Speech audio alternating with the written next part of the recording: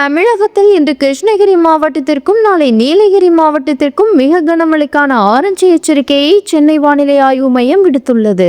வட தமிழக கடலோர பகுதிகளில் நிலவும் வளிமண்டல கீழடுக்கு சுழற்சி காரணமாக இன்று கிருஷ்ணகிரியில் மிக கனமழையும், நீலகிரி, ஈரோடு, தருமபுரி, சேலம், நாமக்கல், திருப்பத்தூர், திருவண்ணாமலை, விழுப்புரம், திண்டுக்கல், தேனி, தென்காசி, மதுரை மற்றும் கோயமுத்தூர் மலைப்பகுதிகளில் கனமழை பெய்ய வாய்ப்புள்ளது.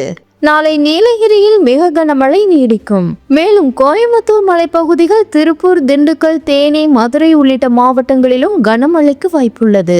இன்றும் நாளையும் தென் தமிழக கடலோர பகுதிகள், மன்னார் வளைகுடா மற்றும் குமரிக்கடல் பகுதிகளில் மணிக்கு 55 கிலோமீட்டர் வரை சூறாவளி காற்று வீசக்கூடும். எனவே மீனவர்கள் கடலுக்கு செல்ல வேண்டாம் என்று வானிலை ஆய்வு மையம் எச்சரித்துள்ளது.